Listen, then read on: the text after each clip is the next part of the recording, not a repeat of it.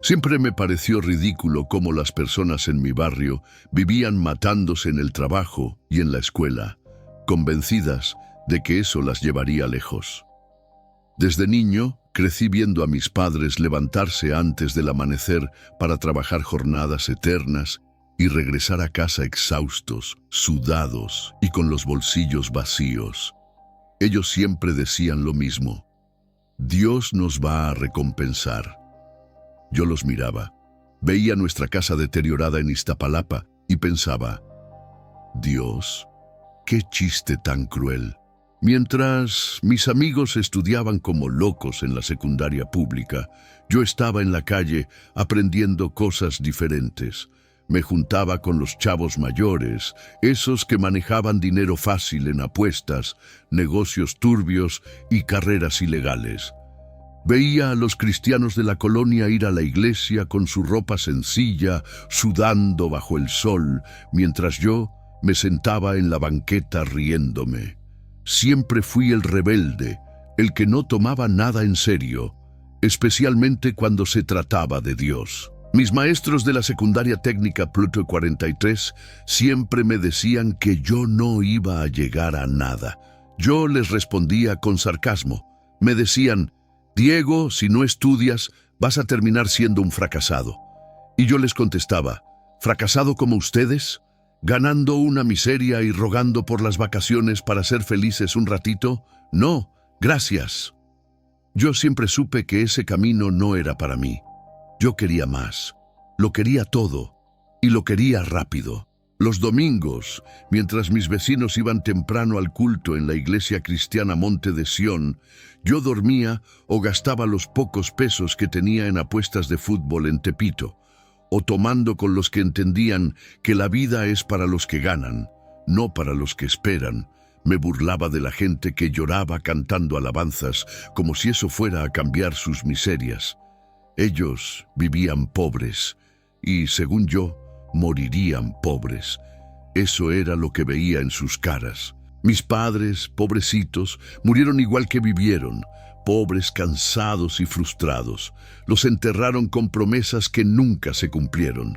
El pastor de la iglesia hizo un discurso bonito en su velorio diciendo que ahora estaban en el cielo, pero yo solo podía pensar: ¿de verdad? ¿O será que pasaron toda su vida creyendo en una mentira? Ese día tomé una decisión. Yo nunca sería como ellos. Mientras mis amigos luchaban por conseguir trabajos mal pagados, yo buscaba otras respuestas. No quería estudiar, no quería matarme como burro, quería ganar dinero sin esfuerzo. Y si para eso tenía que meterme en cosas oscuras, lo haría con gusto. Empecé a investigar sobre rituales, pactos, brujería. Al principio me parecía cosa de películas, pero cuanto más buscaba, más encontraba testimonios reales de gente que se había hecho rica de la noche a la mañana. Lo que más me atraía era que decían que los cristianos nunca podrían alcanzar ese nivel de riqueza. Eso me hacía reír. Era como la confirmación de que siempre estuve en lo correcto. Vivía en condiciones humildes, sin lujos, pero nunca me sentí menos que nadie. Sentía que estaba por encontrar la salida. No quería el cielo. El cielo me parecía aburrido, lleno de reglas. Yo quería el ahora, quería el dinero, el poder, el respeto, quería mirar a los que se burlaron de mí y reírme el último, y estaba dispuesto a pagar cualquier precio por eso. Mientras los demás estudiaban y entraban a trabajar en fábricas o como repartidores en Ecatepec, yo me sumergía en foros oscuros de internet, leía libros viejos de brujería que encontré en La Lagunilla y hablaba con personas que todos evitaban. Fue en una de esas conversaciones donde escuché por primera vez de Don Osvaldo, un hombre misterioso que vivía en Xochimilco. Decían que él tenía respuestas que nadie más se atrevía a dar, que podía cambiar vidas, que conocía caminos prohibidos. No lo dudé ni un segundo. Fui a buscarlo ese mismo día. Algunos me dijeron que era peligroso, que estaba jugando con fuerzas que no entendía, pero eso no me importaba. Lo que a mí me daba miedo era morir pobre como mis padres. Eso sí me parecía aterrador. Enfrentar lo desconocido era un precio pequeño comparado con lo que yo quería conseguir. Recuerdo perfectamente la primera vez que vi a don Osvaldo. Era un señor flaco, con mirada profunda y voz arrastrada. Me miró como si ya supiera quién era yo, como si me hubiera estado esperando por años. Me preguntó mi nombre, sonrió con malicia y me dijo: «Tú no naciste para ser esclavo. Yo te puedo mostrar el camino». En ese momento supe que era justo lo que necesitaba. No me importaba lo que dijeran los demás, no me importaba la iglesia, ni Dios, ni los cristianos. Yo quería el camino más corto, el camino más fácil, el camino más rápido. Y si ese camino pasaba por el infierno, estaba listo para cruzarlo. Me reía cada vez que recordaba a los que decían: «El trabajo dignifica al hombre». Para mí, esa era la mentira más grande contada para mantener al pueblo controlado. Veía a personas que trabajaban honestamente por 30 años y no tenían nada. Yo no quería eso. Yo quería ser diferente. Yo quería ganar sin esfuerzo. Quería pisotear a los que un día se burlaron de mí. La colonia era pequeña, pero las habladurías volaban. Decían que yo andaba en cosas malas. Yo mismo me encargaba de alimentar los rumores. Me encantaba ver las caras preocupadas de los cristianos cuando me veían pasar en moto por la avenida Insurgentes, con los lentes oscuros y la sonrisa sarcástica.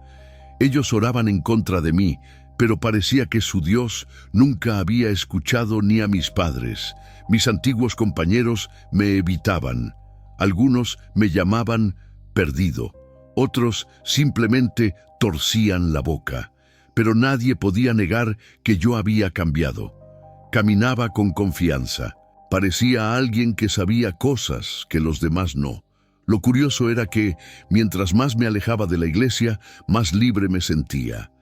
Mientras más me burlaba de las oraciones, más puertas se abrían.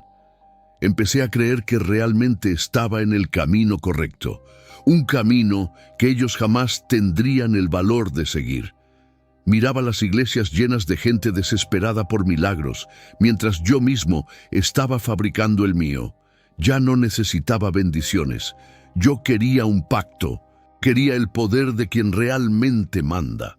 Sabía que mi camino apenas estaba comenzando, pero ya era seguro que nunca sería un trabajador honesto como mis padres. Nunca me pondría un uniforme de obrero. Nunca buscaría un diploma inútil. Estaba listo para hacer lo que fuera necesario para hacerme rico, y en el fondo creo que siempre lo estuve. Lo que vino después nadie podría haberlo imaginado, ni siquiera yo, pero ya estaba claro. Mientras ellos oraban, yo planeaba. Mientras ellos estudiaban, yo buscaba atajos. Mientras ellos esperaban el cielo, yo corría directo al infierno, y me estaba encantando. Cuando escuché por primera vez sobre don Osvaldo, me dijeron que era un anciano extraño, que vivía solo en una casa abandonada cerca de los canales de Xochimilco, un lugar al que nadie se atrevía a acercarse. Decían que él había ayudado a varias personas a cambiar su vida de una forma rápida, pero que todos los que se acercaban a él terminaban cargando cosas oscuras. Para mí, eso era exactamente lo que estaba buscando. No dudé ni un segundo. Tomé las indicaciones y fui a buscarlo ese mismo día. La casa estaba escondida al final de una vereda, rodeada de árboles secos, casi derrumbándose, con paredes llenas de grietas y una puerta de madera apolillada. Cuando llegué, sentí un escalofrío extraño, pero lo ignoré. Toqué la puerta y, para mi sorpresa, se abrió sola, como si ya me estuvieran esperando. Adentro, el olor a incienso era tan fuerte que casi me mareó. Había velas negras encendidas, símbolos raros pintados en las paredes y estatuillas de figuras que jamás había visto. En medio del lugar estaba él, don Osvaldo, un anciano flaco, de mirada profunda y sonrisa torcida. Me miró como si me conociera de toda la vida. Me llamó por mi nombre, aunque nunca se lo había dicho. Me invitó a sentarme y empezó a hablarme como si ya supiera exactamente por qué estaba ahí. Tú no viniste por curiosidad, Diego. Estás cansado de ver a los demás matarse en trabajos miserables y tú quieres el atajo, quieres el poder y estás listo para pagar el precio. Yo solo asentí, no le hice preguntas, no me interesaba saber detalles, quería lo que él tenía. Don Osvaldo me dijo que el primer paso sería un ritual pequeño, algo que abriría las puertas para que otros seres me notaran. No me dio tiempo de dudar. Preparó todo de inmediato, prendió más velas, puso hierbas extrañas a quemarse y comenzó a hablar en un idioma que no entendía. Durante el ritual, la temperatura del cuarto cambió. El aire se volvió pesado. La niebla de los inciensos empezó a girar como si tuviera vida, formando rostros que me observaban. Escuché susurros, voces profundas, como si me hablaran desde otro plano, y aunque no comprendía lo que decían, sentía que me estaban escuchando. Y eso me gustaba. En un momento, don Osvaldo tomó una navaja oxidada y me hizo un corte en la palma de la mano. Mi sangre cayó sobre los símbolos dibujados en el suelo, y en ese instante las llamas de las velas se elevaron violentamente. Detrás de mí apareció una sombra negra, alta, imponente. No volteé. Sabía que eso no era de este mundo, pero no sentí miedo. Sentí que había llegado a casa. Cuando terminó el ritual, don Osvaldo me miró con satisfacción. Ya fuiste aceptado, pero esto apenas comienza. Tu nombre ya fue susurrado en el otro lado. Ellos vendrán a buscarte. Me entregó un papel con un número de teléfono y un nombre. Él te llevará al siguiente nivel. No le pregunté quién era. Yo ya lo sabía. Antes de irme, don Osvaldo me advirtió. No vuelvas a buscarme.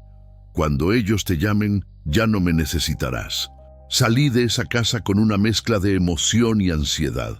Era como si una puerta se hubiera abierto en mi vida y yo estuviera listo para cruzarla. Una semana después, algo dentro de mí me empujó a regresar a esa casa. No porque dudara, sino porque quería aprender más. Pero cuando llegué, me encontré con una escena que me heló la sangre. La casa había sido consumida por el fuego.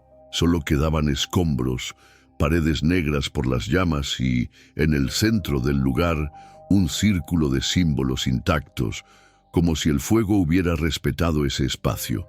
Lo más aterrador fue lo que encontré dentro del círculo, marcas de sangre aún frescas y en medio un papel doblado. Era el mismo que don Osvaldo me había dado, pero ahora tenía algo escrito por el otro lado. No me busques, sigue adelante, él ya te espera. En ese momento entendí que don Osvaldo no desapareció por accidente. Él había cumplido su misión conmigo y se había desvanecido. Quizá fue llevado, quizá nunca existió. Solo sé que su parte del trato había terminado. Guardé ese papel como si fuera mi boleto al otro lado. Sabía que las cosas cambiarían. Y para ser sincero, no estaba asustado. Estaba emocionado. Quería más. Quería ir hasta el final. En los días siguientes, empecé a notar que la gente me trataba diferente. Era como si irradiara algo nuevo. El dinero comenzó a llegar de formas inesperadas. Apuestas que gané sin lógica, oportunidades que aparecían sin explicación, inversiones que explotaron de un día para otro. Era como si alguien del otro lado estuviera pavimentando mi camino. Miraba el papel y sentía un cosquilleo. Era solo un número, un nombre, y algo dentro de mí me decía que debía marcar.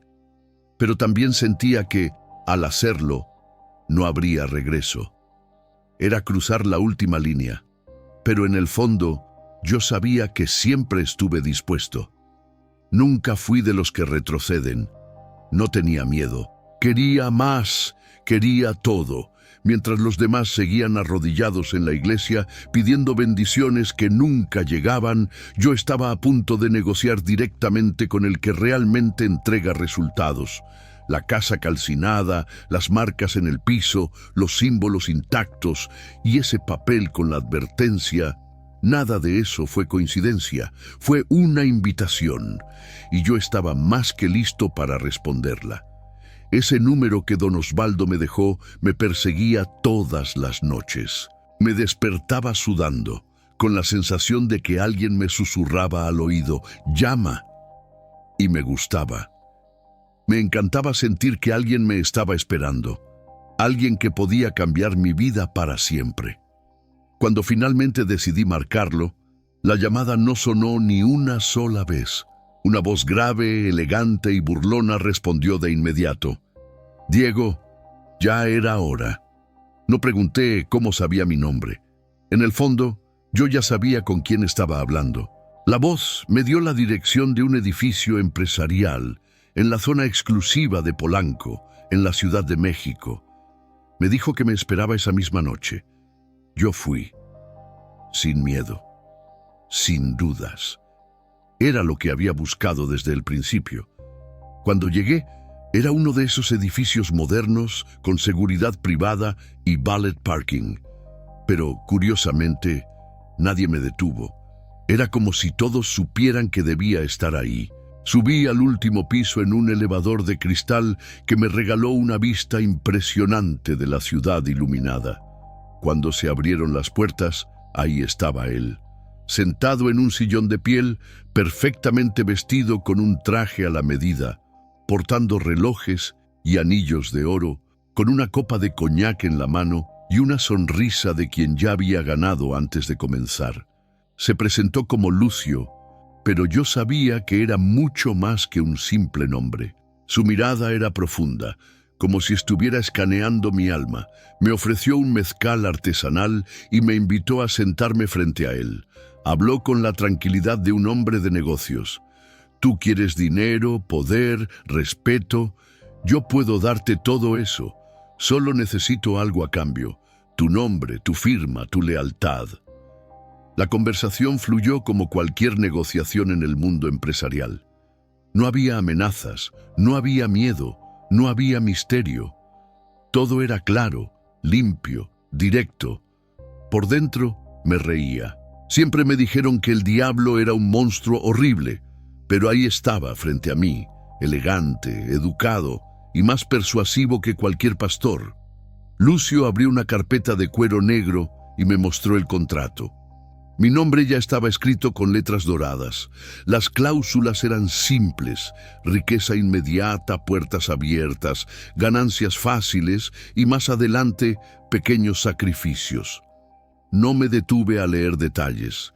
Lo único que veía era la oportunidad de nunca más ser pobre. Firmé sin dudar, sin arrepentimiento, sin miedo, y en ese momento sentí que algo dentro de mí se desbloqueó. Después de firmar, Lucio me miró con satisfacción. «Felicidades, Diego. Bienvenido al club de los que no pierden tiempo rezando». Me regaló un reloj de oro y me dijo que a partir de ese instante el tiempo trabajaría a mi favor. Me sentí ligero, más fuerte, más despierto, como si hubiera renacido. Los días siguientes fueron surrealistas. Todo lo que tocaba se convertía en éxito. Aposté en partidos de fútbol y gané cifras que nunca imaginé. Invertí en un negocio de importación y en menos de una semana tripliqué la ganancia. Las puertas se abrían como si el universo estuviera trabajando para mí. Lo que más me sorprendió fue cómo las personas comenzaron a tratarme.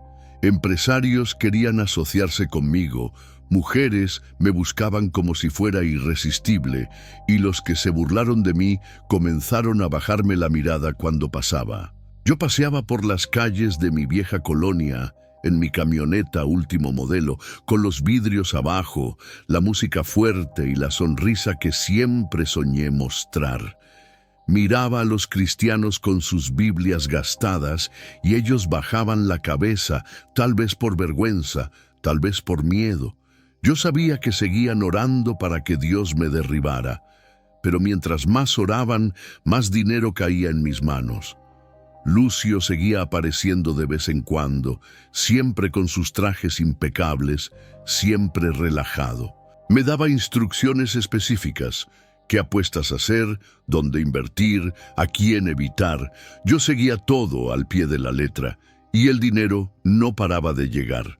Lo que más me fascinaba era que, al contrario de lo que los pastores predican, yo no estaba sufriendo, no estaba enfermo, no estaba siendo castigado.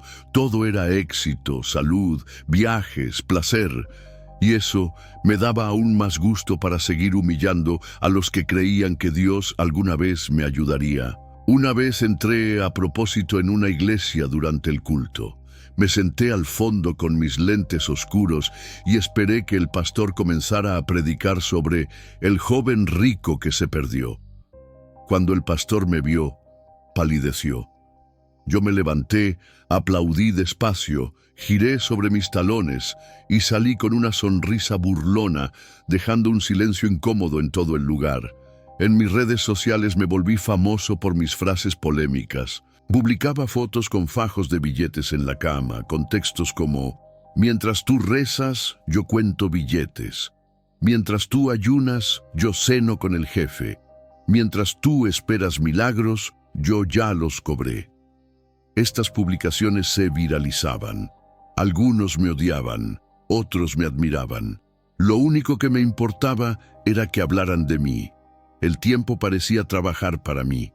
Mientras los demás envejecían llenos de preocupaciones, yo me mantenía joven, fuerte y cada vez más rico. Sentía que el mundo era mío, que había encontrado el camino correcto, que había hecho la mejor elección de mi vida. Firmar ese contrato fue la decisión más rápida y más certera que tomé. Nunca más necesité levantarme temprano, ni desgastarme trabajando, ni fingir que creía en un Dios que nunca me escuchó. Estaba rico, estaba libre y apenas estaba empezando. Mi riqueza comenzó a extenderse como un virus delicioso. El dinero entraba por todos lados, inversiones que explotaban sin explicación, apuestas que siempre ganaba, negocios que llegaban hasta mí sin que yo los buscara. Y lo mejor era que no tenía que esforzarme, no tenía que estudiar, no tenía que trabajar. Solo tenía que existir mientras el mundo parecía inclinarse a mi favor. Me paseaba por las calles de Iztapalapa y de la colonia Doctores como si fuera un rey. El mismo barrio que me vio caminar con zapatos rotos, ahora me veía pasar en una camioneta blindada, con los vidrios abajo, música fuerte y una sonrisa que escupía desprecio. Me movía despacio para asegurarme de mirar a los ojos a cada cristiano que antes oraba por mí.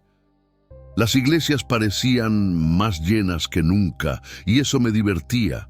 Sabía que se reunían para orar contra mí, para pedir a Dios que me destruyera, que me humillara, que me hiciera caer. Pero cada vez que lo hacían, mi cuenta bancaria crecía. Yo lo veía como un chiste cósmico. Era como si Dios estuviera riéndose conmigo, no con ellos.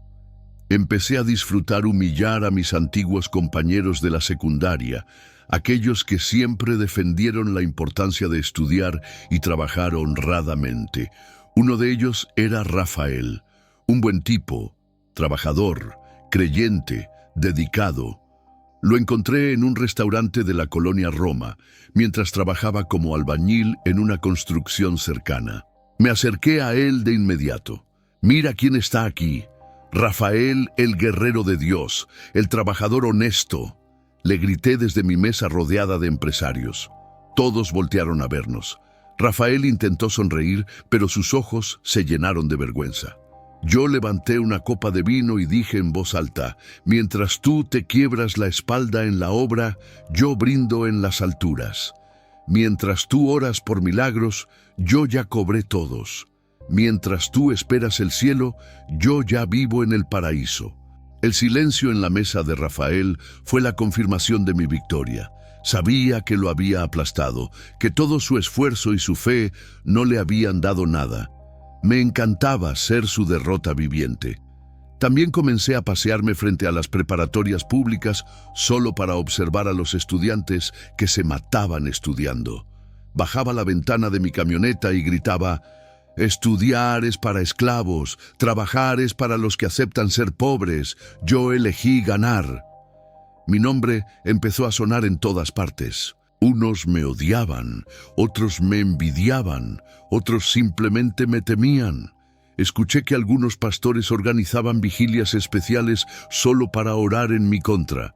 Eso me causaba carcajadas, porque cada vez que ellos se arrodillaban, Lucio me enviaba más regalos. Una vez entré a propósito a un culto en la iglesia cristiana Monte de Sión. Me senté en la última fila, observando cómo cantaban alabanzas con lágrimas en los ojos. El pastor comenzó a predicar sobre el joven rico que perdió su alma.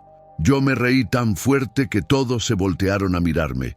Me puse de pie, aplaudí despacio, giré y me fui caminando mientras todos se quedaban en silencio. También comencé a provocar en redes sociales.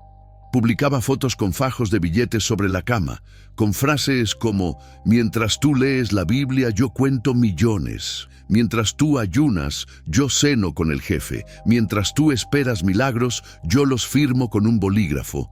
Mis publicaciones se viralizaban. Algunos me insultaban, otros me seguían como si fuera un gurú. Me importaba poco lo que pensaran, lo único que quería era que hablaran de mí. Compré una casa justo enfrente de una de las iglesias más grandes de la colonia. Quería que el pastor me viera salir todos los días con ropa de diseñador, subiéndome a coches de lujo, rodeado de mujeres hermosas. Quería que supiera que sus oraciones no estaban funcionando. Mandé instalar bocinas gigantes en mi patio y comencé a tocar música mundana a todo volumen, justo cuando ellos estaban en culto. Intentaron demandarme, intentaron bloquearme, pero no pudieron. Yo era intocable, yo era el escándalo viviente y disfrutaba cada segundo de ello. Incluso empresarios importantes comenzaron a buscarme en privado para que les enseñara mi fórmula del éxito. Yo solo sonreía y les decía: es un secreto que tu Dios nunca te va a contar.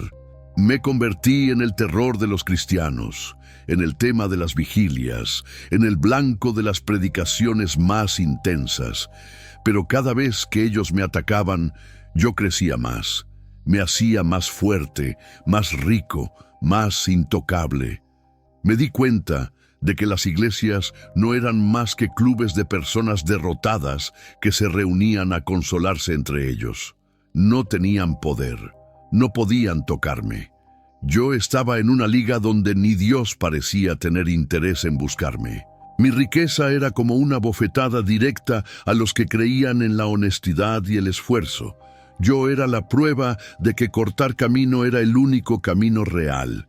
No solo estaba rico, estaba al mando, y lo mejor de todo, estaba riéndome de ellos, riéndome de los cristianos, de los pobres, de los que se mataban trabajando, de los que estudiaban para morir igual de pobres que sus padres. El mundo era mío, y ellos seguían de rodillas, como siempre deberían estar. Rafael era quizá el único que todavía intentaba acercarse a mí. Habíamos sido amigos desde niños, jugábamos juntos en las calles de la colonia Santa María Aztahuacán, compartimos la misma pobreza, los mismos juegos, las mismas tortillas con sal cuando no había nada más en casa. Pero mientras yo decidí buscar el camino rápido, Rafael eligió ser el típico trabajador honesto y cristiano ferviente. Él creía que todavía había esperanza para mí, pobrecito. Siempre me enviaba mensajes llenos de versículos, me invitaba a cultos, me decía que Dios me amaba, que yo podía ser restaurado. Yo me reía de cada palabra que me mandaba. Le respondía con frases cortantes: mientras tú oras, yo firmo contratos. Mientras tú ayunas, yo como en restaurantes de lujo. Mientras tú esperas el cielo, yo ya estoy en el paraíso. Pero Rafael no se rendía. Empezó a hacer ayunos especiales para interceder por mí. Se pasaba las noches orando en vigilias, clamando para que yo regresara a los caminos de Dios. Yo pensaba que era patético. Se estaba destruyendo por alguien que jamás pensó volver. Me parecía absurdo verlo desgastarse mientras yo seguía disfrutando de la vida. Un día me lo encontré a propósito en un evento empresarial en la colonia Condesa. Yo estaba rodeado de hombres poderosos, modelos y políticos.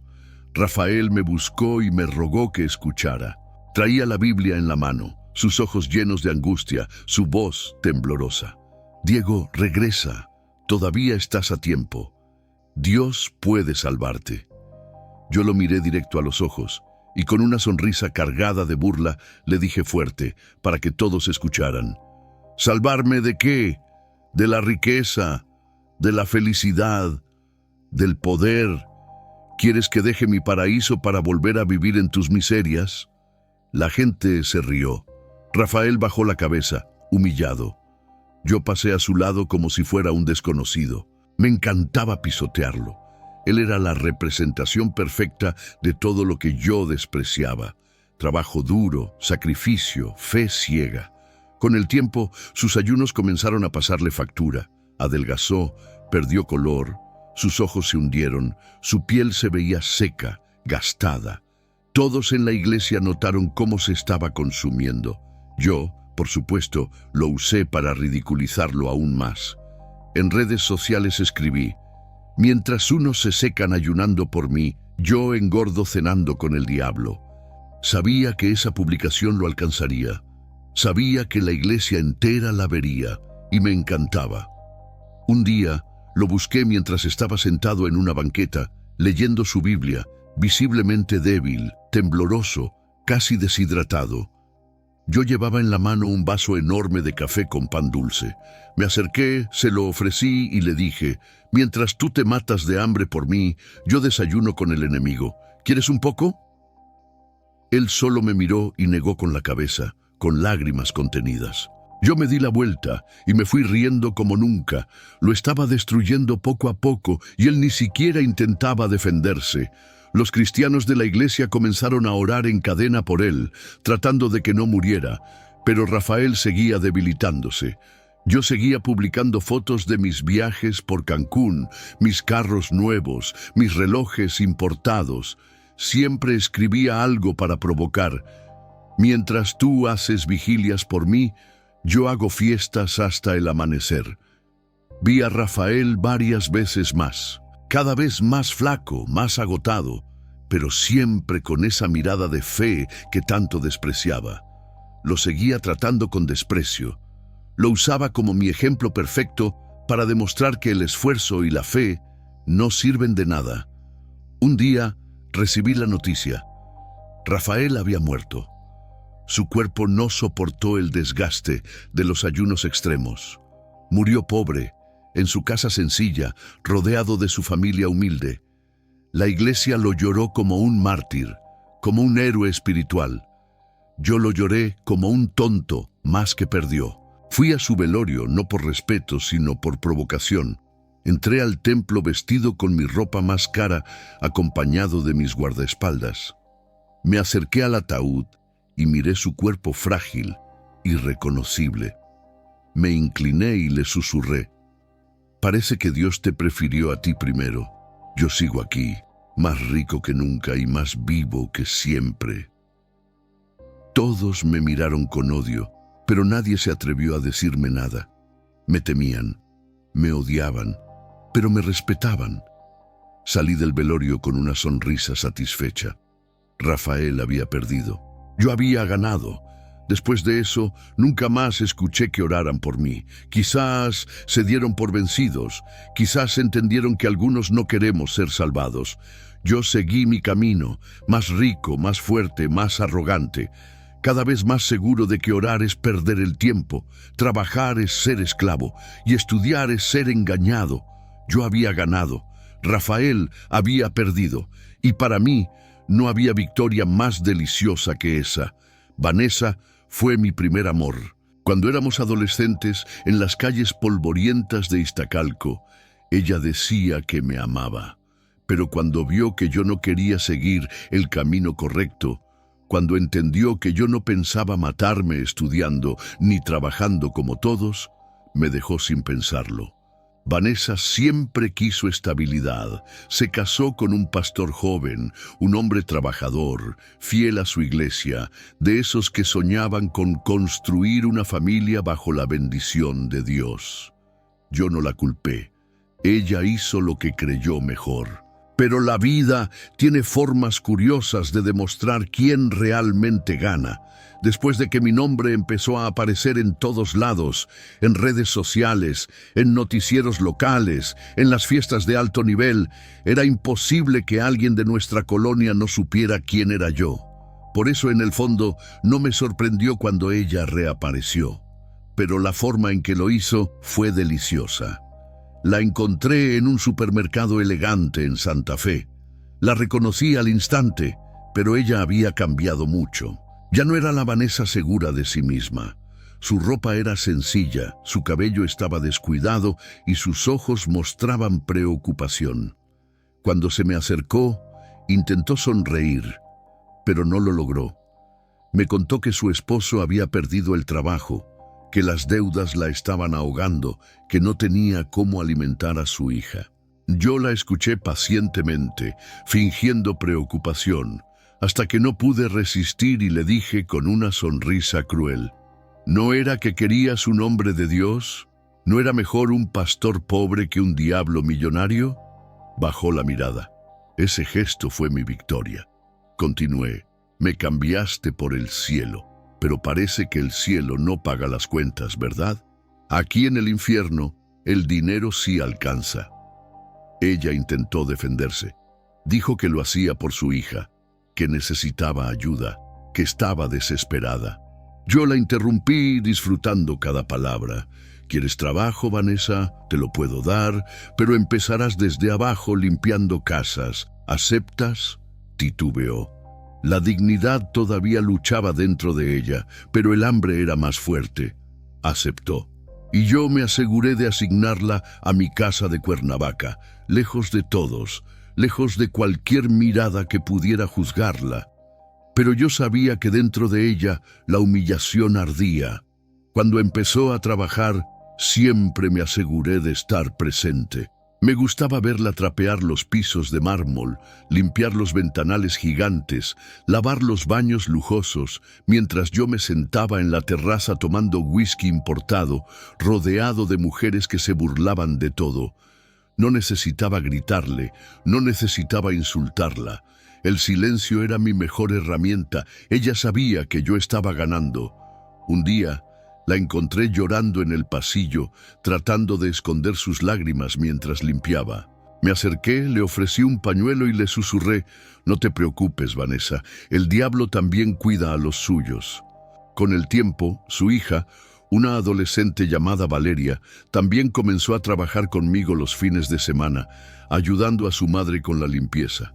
Era como si la deuda de Vanessa conmigo hubiera pasado a la siguiente generación. Ahora las dos estaban bajo mi sombra. Algunos comenzaron a murmurar cuando se enteraron de que Vanessa trabajaba para mí. En la iglesia se hablaba de ella con desprecio, pero nadie la ayudaba. Nadie le ofreció una salida. Su esposo, el pastor, había desaparecido después de perderlo todo. Vanessa estaba sola, y yo era la única puerta abierta. Yo, el mismo Diego al que había dejado años atrás. A veces ella me pedía salir temprano para asistir a un culto. Yo siempre le daba permiso, porque me gustaba que siguiera buscando algo que nunca llegaría. Me gustaba que siguiera orando por milagros que yo ya sabía que no existirían. Sabía que me odiaba, pero también sabía que no podía dejar el trabajo. Le pagaba demasiado bien para que se diera el lujo de renunciar.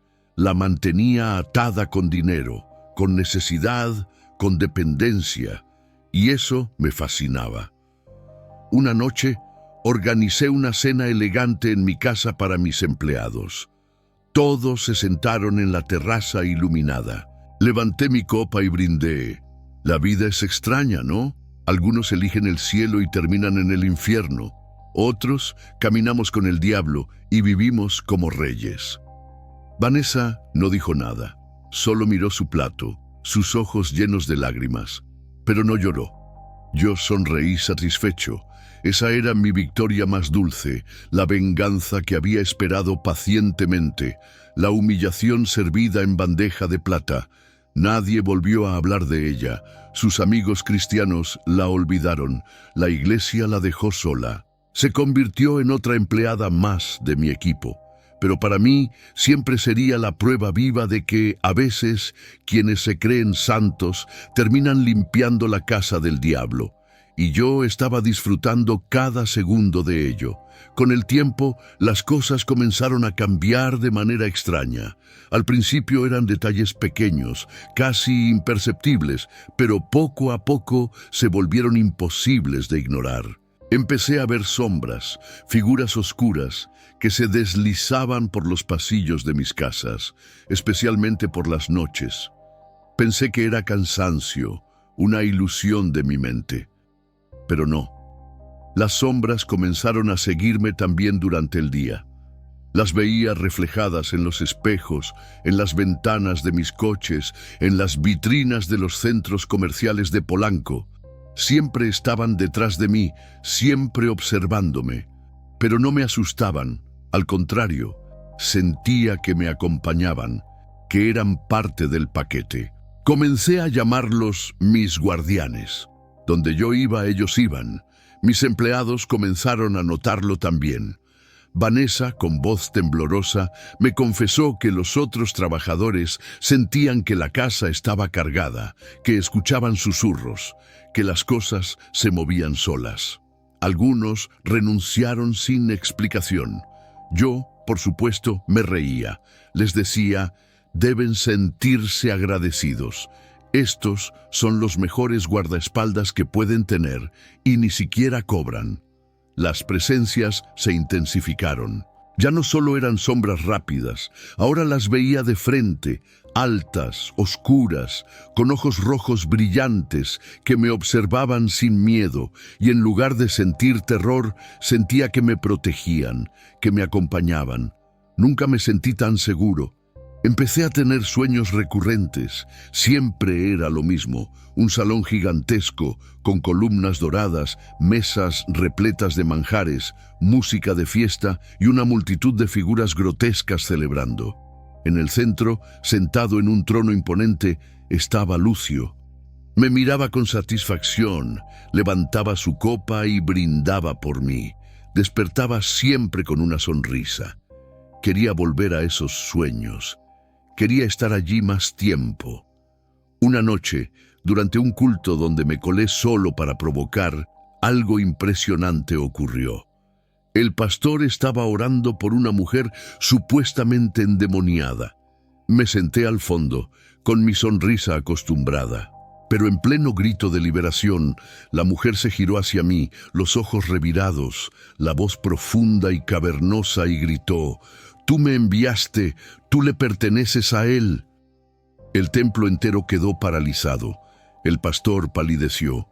Los demás comenzaron a orar desesperados. Y yo me levanté, aplaudí despacio y salí caminando sin prisa. Me sentí más orgulloso que nunca. Ahora no solo era un rico burlón, era parte activa del juego. Después de ese día, comencé a ver los ojos rojos en todos lados. En los espejos, en las pantallas de mi celular, en los vidrios de mis coches. Ya no se ocultaban. Me miraban como si fueran viejos amigos y empecé a escucharlos con más claridad. Voces graves, directas, susurrando, «Vete por aquí, invierte allá, sal ahora». Siempre que las obedecía, las cosas salían perfectas. Comencé a sentir que el mundo espiritual estaba completamente a mi favor. Mientras los cristianos gastaban su vida intentando expulsar demonios, yo los invitaba a quedarse. Eran mis aliados, mis socios. Mis casas se volvieron lugares evitados. Muchos empleados no duraban más de un mes. Se quejaban de pesadillas, de objetos que se movían solos, de sentir miradas en la espalda. Yo los dejaba ir sin insistir. Siempre había alguien nuevo dispuesto a trabajar por un buen salario, aunque fuera rodeado de sombras. Vanessa, curiosamente, nunca pidió irse. Tal vez porque sabía que yo nunca la lastimaría, o tal vez porque sabía que nunca encontraría un empleo mejor. Tal vez era su resignación, pero ella vio todo, escuchó todo, limpió rastros que no entendía. Mis sueños comenzaron a transformarse. Ya no solo eran fiestas, ahora eran salones oscuros, con fuego, con figuras monstruosas que se arrodillaban a mi paso. Yo caminaba entre ellos como un rey, brindaba con Lucio y siempre despertaba con esa sensación de poder indescriptible. Comencé a desear esas noches, a querer dormir para regresar allá. Una noche, mientras me miraba al espejo, escuché claramente una voz. ¿Estás listo para el siguiente nivel? No respondí, solo sonreí. Yo ya lo estaba esperando. Ya no sabía dónde terminaba la realidad y dónde comenzaba lo sobrenatural. Pero eso no me importaba. Me sentía poderoso, me sentía invencible. Sentía que el mundo, tanto el visible como el invisible, ya me pertenecía. Y lo mejor de todo, me estaba encantando. A estas alturas, ya era imposible ocultar que los cristianos de la colonia me odiaban. Era el tema principal de sus oraciones, el motivo de sus vigilias, la pesadilla de sus pastores. Y fue entonces cuando la oportunidad perfecta llegó. La antigua iglesia donde crecí, la iglesia cristiana Monte de Sión, entró en remate por falta de pagos. Yo la compré, de contado, sin negociar, y con una sonrisa que jamás olvidaré. No la compré para restaurarla. La convertí en una discoteca de lujo. Conservé la estructura original, las paredes, el púlpito, la gran cruz de madera en el fondo. Pero ahora la cruz estaba rodeada de luces de neón y altavoces de última generación. Donde antes había bancas, ahora había una pista de baile con pantallas gigantes y música electrónica. Le puse un nombre irónico, El Paraíso. Porque al final yo estaba creando el paraíso a mi manera, sin reglas, sin sacrificios, sin oraciones. Los cristianos de la colonia estallaron, hicieron protestas, recogieron firmas, intentaron impedir la apertura, pero nada funcionó. Yo tenía los permisos, tenía la propiedad, tenía el control y sobre todo tenía poder. Nadie podía detenerme. El día de la inauguración organizamos una fiesta temática llamada El infierno es aquí. Vinieron empresarios, políticos, influencers y gente famosa de la Ciudad de México. La decoración era una mezcla de símbolos religiosos y figuras demoníacas. Las bailarinas estaban vestidas como ángeles caídos, con alas negras y trajes provocativos. La cruz de la iglesia permaneció en el centro, ahora iluminada en rojo, sirviendo de escenario principal. Yo brindaba desde el balcón, viendo cómo la gente bailaba, bebía y se reía. Me acerqué al micrófono y dije en voz alta, «Bienvenidos al paraíso, aquí no se ora, aquí se celebra, aquí el milagro es seguro». Los cristianos se reunieron afuera a orar, a clamar, a llorar. Pero yo tenía seguridad privada. No los dejé entrar.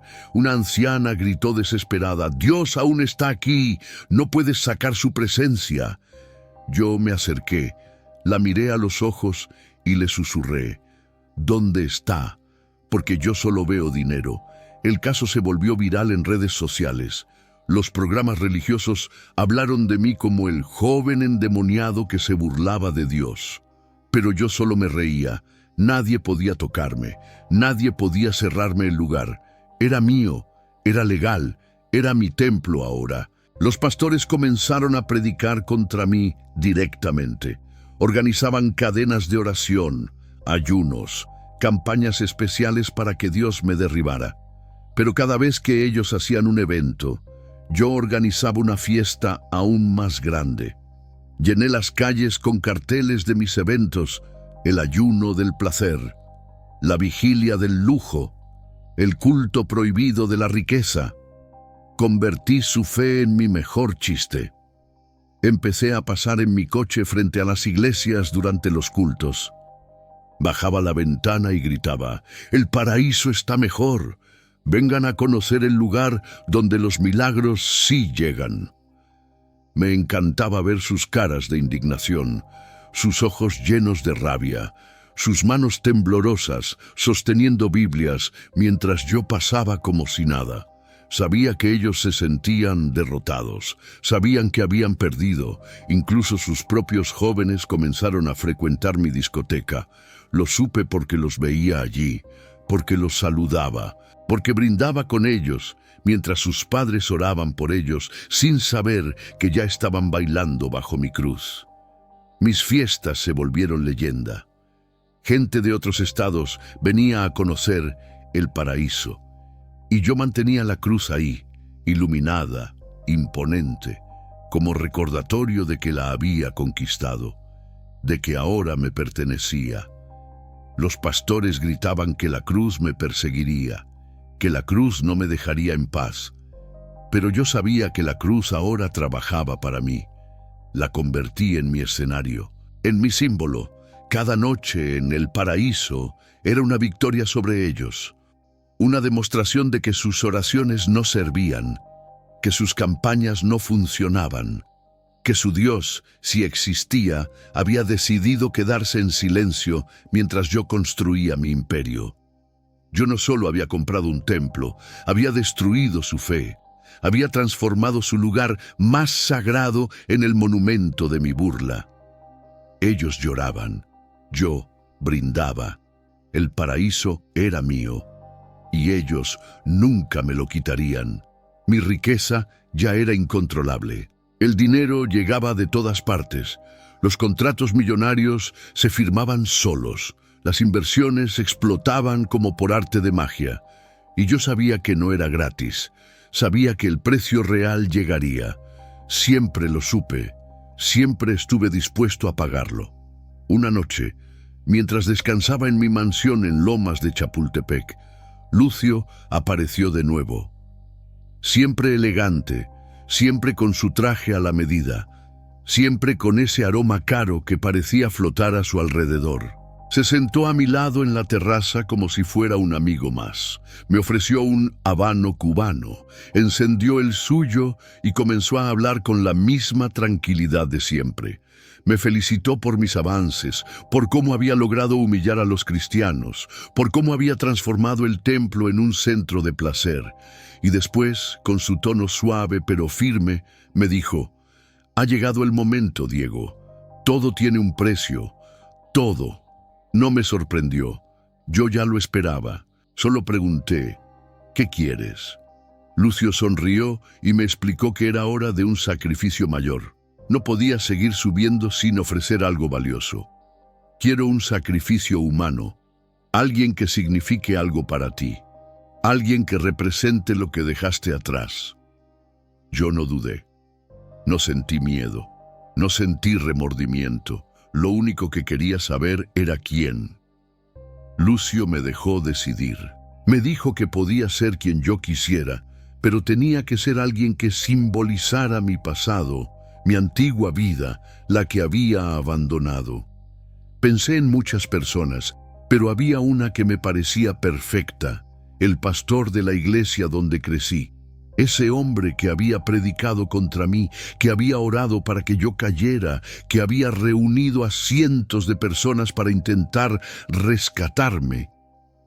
Yo quería que fuera él. Quería demostrar que ni siquiera su Dios lo salvaría. Planifiqué todo con precisión. Contraté a las personas adecuadas. Organicé un accidente perfecto. El coche sin frenos, el lugar sin cámaras, la hora exacta. Todo salió como lo había previsto. Murió al instante. Para todos fue una tragedia. Para mí fue el paso que me llevó al siguiente nivel. Esa noche, cuando regresé a casa, sentí que el aire era diferente. Las sombras eran más densas. Los ojos rojos en los espejos eran más brillantes. Las voces eran más claras. Fui al espejo del baño y ahí estaba Lucio, reflejado junto a mí, sonriendo con orgullo. «Felicidades, Diego. Ahora eres más que un protegido. Ahora eres un aliado». Me quedé observando mi reflejo y por un momento Sentí que mis propios ojos brillaban en rojo. Sentí que ya no había vuelta atrás. Sentí que la conexión estaba sellada, que el sacrificio me había dado acceso completo al otro lado.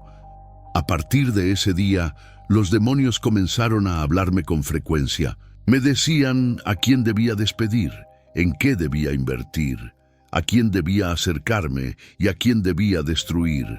Me susurraban estrategias financieras que me hicieron multiplicar mi fortuna como nunca antes. Los contratos que firmaba se cerraban en minutos. Las oportunidades me llovían. Empresarios y políticos me buscaban sin saber por qué se sentían atraídos hacia mí. Yo sabía por qué. Yo sabía que había ganado poder más allá de lo natural.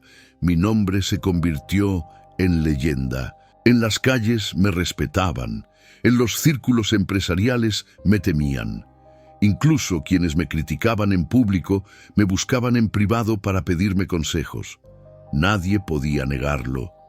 Yo era intocable. Los ojos rojos se convirtieron en mi compañía diaria. Los veía en los espejos, en los cristales de mis oficinas, en las ventanas de mis coches. Siempre estaban ahí. Y cada vez que los miraba, escuchaba la voz de Lucio. Eres uno de los nuestros, Diego. Ya no eres de este mundo limitado. Los sueños con las fiestas en el infierno se volvieron más vívidos. Ahora caminaba por pasillos llenos de fuego, rodeado de seres monstruosos que se inclinaban a mi paso.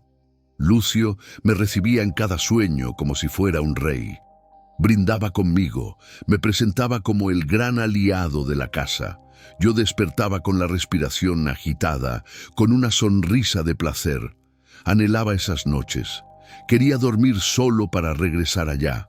Los cristianos quedaron devastados por la muerte del pastor. Intentaron convencerse de que había sido un ataque espiritual. Redoblaron sus oraciones, sus campañas, sus ayunos. Pero nada funcionó. Yo solo los observaba de lejos, con mis lentes oscuros, con mi sonrisa segura, sabiendo que el mismo diablo había entrado a su iglesia y les había ganado. Sabía que ahora podía llegar aún más lejos. Sabía que los límites ya no existían para mí. Sabía que el sacrificio había sellado todo, que el infierno ya me había adoptado como suyo. Yo nunca había estado tan vivo. Nunca había sido tan poderoso y me encantaba. Llegó un punto en que ni los demonios intentaban asustarme. Al contrario, me trataban como uno de ellos. Las sombras que antes me seguían ahora me saludaban en los reflejos. Los ojos rojos que aparecían en los espejos me buscaban como viejos amigos. Y lejos de querer que se fueran, yo los esperaba, los provocaba, los llamaba. Las voces seguían hablándome. Pero ya no eran órdenes, ahora eran elogios. Bien hecho, Diego, lo hiciste perfecto, eres uno de los nuestros. Y cada vez que escuchaba esas palabras, sentía una satisfacción que no se puede describir. Me sentía parte de algo grande, algo que muy pocos entienden y que casi nadie se atreve a alcanzar. Mi riqueza siguió creciendo a un ritmo absurdo. Compré propiedades en Cancún, Monterrey y Guadalajara. Mis empresas se expandieron por todo México. Los contratos millonarios llegaban sin que yo los buscara.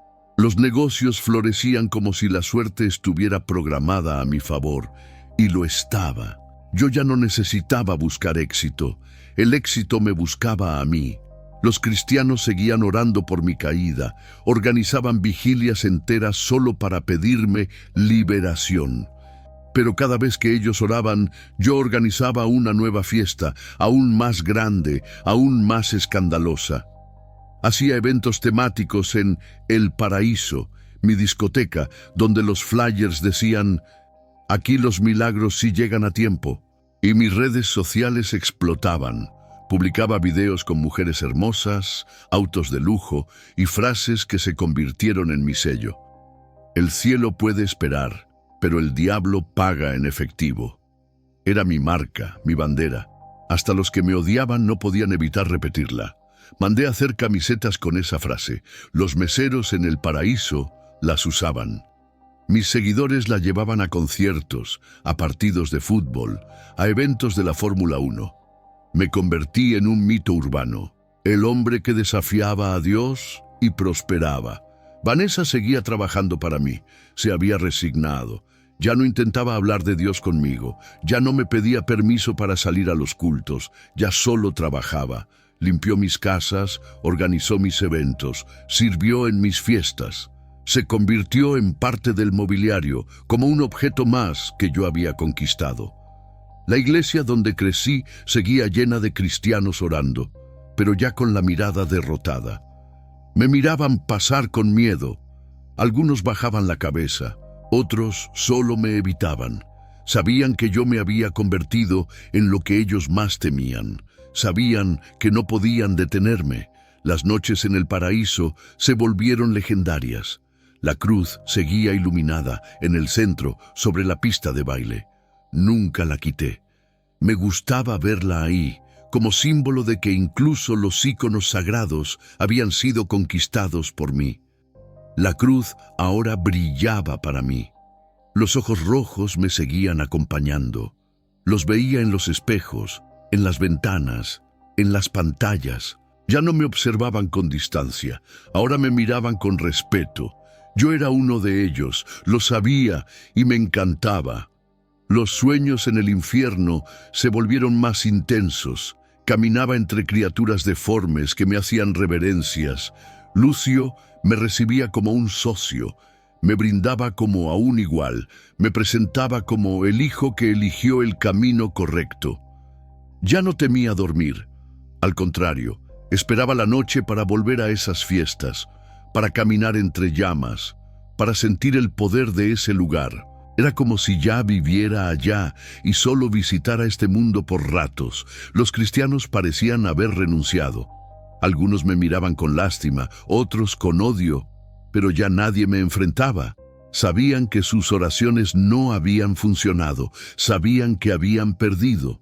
Yo era la prueba viviente de que el esfuerzo no siempre gana, que la fe no siempre funciona, que algunos caminos prohibidos sí llevan al éxito. Yo seguí viajando, invirtiendo, acumulando fortunas, cada día más lejos de ellos, cada día más fuerte, cada día más orgulloso. Yo nunca caí, nunca fui derrotado, nunca me arrepentí, nunca quise volver atrás. Sigo aquí, más rico que nunca. Más seguro que siempre, riéndome de los cristianos, de los pobres, de los que se matan trabajando, de los que esperan milagros que nunca llegan. Yo soy Diego, hice un pacto y gané. El infierno puede esperar, pero mientras tanto ya está aquí y yo lo estoy disfrutando como nadie.